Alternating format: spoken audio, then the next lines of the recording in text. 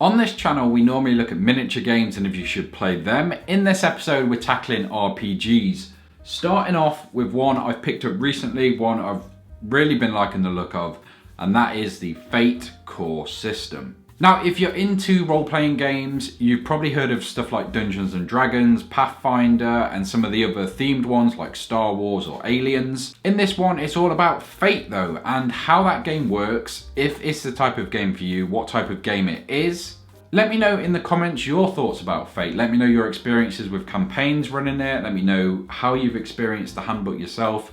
Maybe you're a GM that hasn't had a chance to play it, but you've read through it and you're really excited to. Drop it in the comments below and let's start a discussion. I will try not to only compare it to D&D, but obviously D&D is the pinnacle, or is the most well-known, I should say. So there will definitely be comparisons for you D&D players out there to see if this could be the game for you in your next campaign, like I have. So let's get into it. First of all, can I say, nothing to do with the actual game itself, but I love that the handbook literally fits in my hand. The D&D one is at least twice this size, so I really do enjoy this smaller version. Obviously, that's not going to play into my decision, but I just wanted to point that out.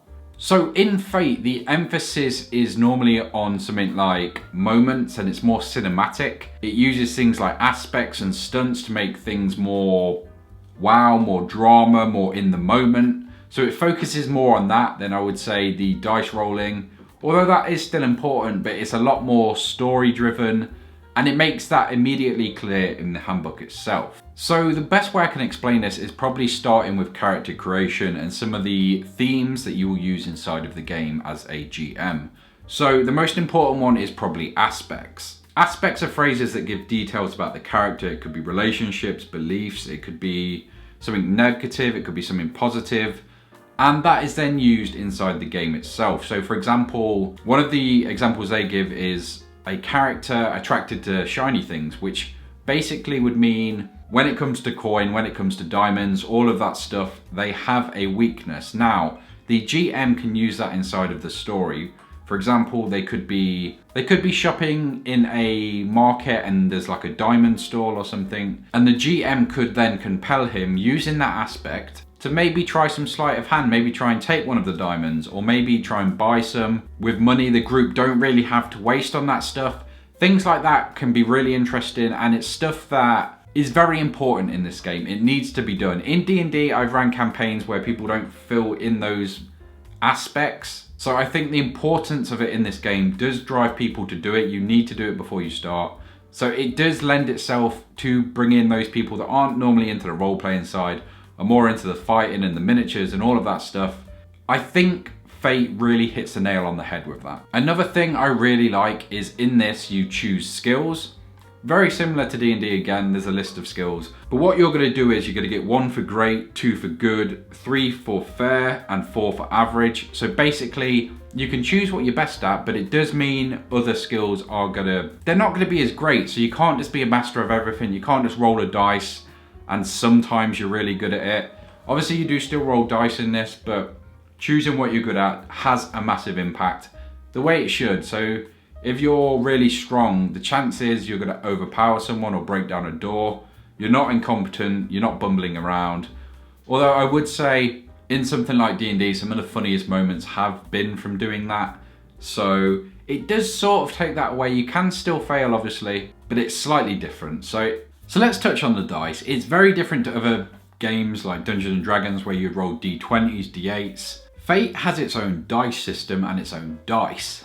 So in Fate you roll 4 dice with pluses. They have 2 pluses, 2 blanks and 2 minuses, and then you work out a total, adding and minusing them all together.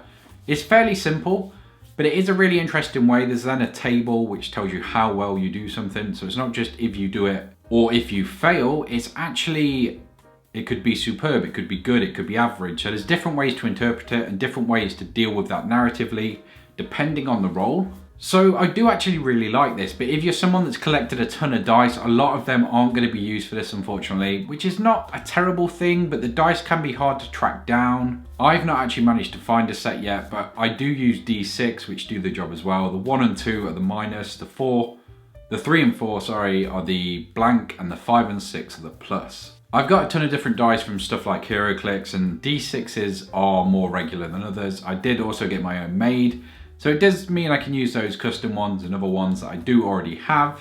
So fret not, all of you D6 collectors, they are still usable. I would say pick up some fake dice if you can, but like I said, it can be difficult to find. They're only in a few places here, and they're only in a few color types, which I might end up picking up, but they are quite expensive for what they are depending where you find them. How stuff is handled in this game is also very different. The storytelling is very different. So in D&D, it's pretty much the DM telling you what's happening, you're reacting to it, you're rolling dice to see what happens.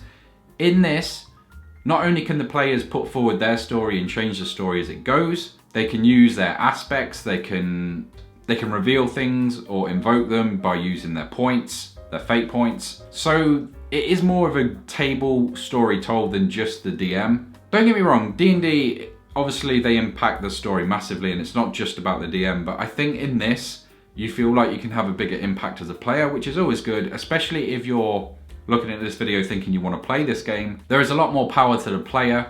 Obviously, you do need to sort of weigh that up and not just give yourself bonuses.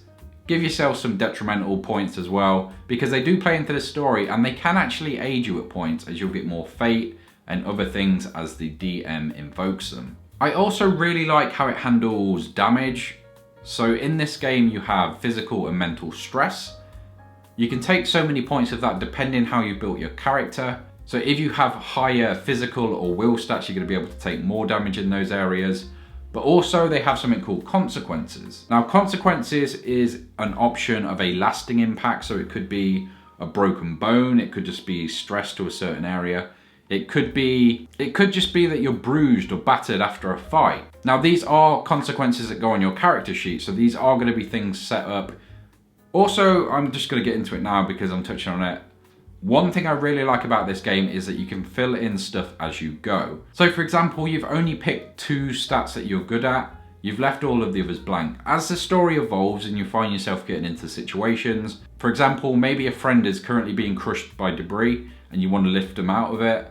You could put something high in physical to be able to do that. That means your character's mustered that strength, which creates this really cool, narrative of not only exploring the story, but you're exploring your character, finding out what they can do, adding it as you go. I do think that's a really interesting narrative point, and it's a really interesting way to play RPGs. As well as all the different ways to storytell in this game, that is what has really jumped out at me.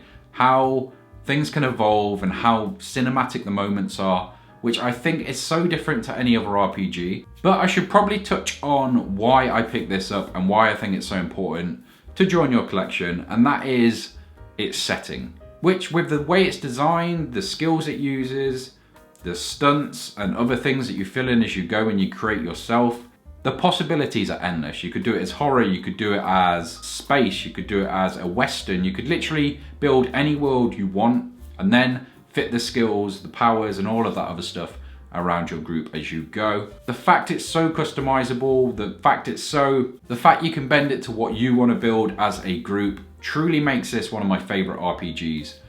I'm not going to say it's better than D&D or finish this video by saying you need this, it's better than this, it's better than that. I do think it is one of a kind.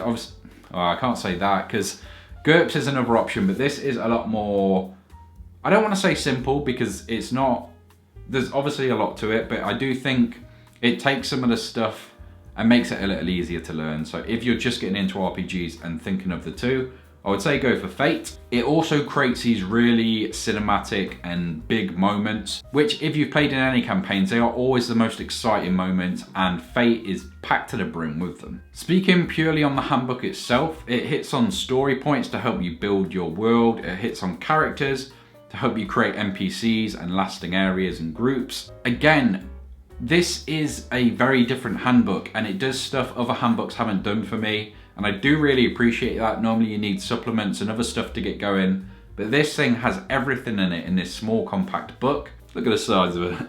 So for the verdict, would I recommend Fate? If you're a new DM looking for something more cinematic, more epic, I would say this is one for you. If you're a DM looking for, you want a book and you want to build in different worlds. So for like me, I want to run a horror campaign in a few different worlds. I want to run maybe a space campaign and a few other ones. This is definitely the book for you. I would say The only other option would be GURPS. There might be a few more that I'm not aware of, but those are the two big ones I think, and I think my vote would be with Fate. If you're looking purely for that fantasy aspect, this can still do that, but I would say things like D&D Pathfinder are a lot more refined at this point.